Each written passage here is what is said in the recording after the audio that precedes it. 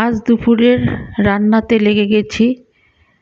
তরকারি কেটে রেখেছি, ব্রোকলি, শিমলা মির্চ, আলু ছুলে রেখে দিয়েছি, পেঁয়াজের খোলা ছাড়িয়ে রেখেছি, টমেটোকে দুফালি করে কেটে ভেজে নিচ্ছি, সাথে রসুনও একটু দিয়েছি।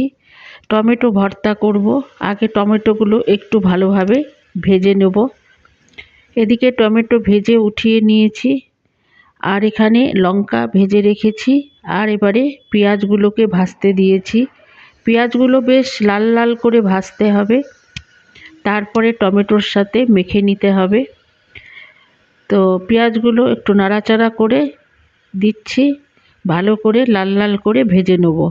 এদিকে আমি কড়াইতে তেল দিয়ে তাতে মেথি ফোড়ন দিয়ে আলু ছেড়ে দিয়েছি। আলুগুলোকে একটু ভেজে নিচ্ছি। আলুগুলো ভাজা হলে তারপরে ব্রোকলি দিয়ে দেবো। এদিকে রসুন আর লঙ্কা থেতো করে নিচ্ছি, ব্রোকলিতে দিয়ে দেবো। আর একটু ধনের গুঁড়ো, লঙ্কার গুঁড়ো, নুন, হলুদ এই সমস্ত দিয়ে দেবো আমি ব্রোকলির তরকারিতে।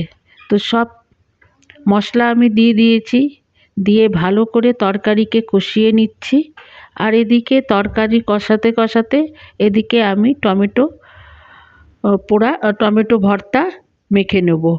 তো এখানে আমি নুন দিয়ে আর লঙ্কাকে ভালো করে ম্যাশ করে নেব। এই লঙ্কাগুলোতে খুব ঝাল দিয়েছিলাম আমি 5টা লঙ্কা, কিন্তু এখন আমি 3টে লঙ্কাই দিচ্ছি। মনে হলো যেন বেশি ঝাল হয়ে যাবে, সেই জন্য 2টো লঙ্কা রেখে দিলাম। 3টে লঙ্কা ভালো করে মেখে টমেটোতে দিয়ে দিলাম। দিয়ে এবারে আমি ভালো করে মেখে নেব।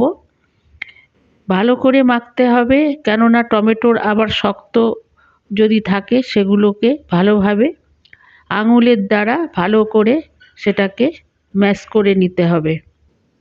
তো এইভাবে টমেটোটাকে ভালো করে মেখে নিলে পরে, আর এই টমেটো ভর্তা খেতে খুব সুন্দর হয়, গরম ভাতের সাথে তো খুবই ভালো লাগে। আর এদিকে তরকারি এখানে হচ্ছে আমার। এরপরে শিমলা মির্চ আর টমেটো দিয়ে দিয়েছি। তরকারি কি সুন্দর কালারফুল হয়েছে, দেখতে কি সুন্দর লাগছে। তো অল্প গরম জল দিয়ে দিলাম, দিয়ে একটু রেখে দেবো, তরকারি ভালোভাবে আরও সেদ্ধ হয়ে যাবে। তো আমার রান্না কমপ্লিটই হয়ে গেছে। এখানে তরকারিও হয়ে গেছে, ওদিকে টমেটো ভর্তা হয়ে গেছে। তো আজকের দুপুরের মেনু আমাদের এটাই।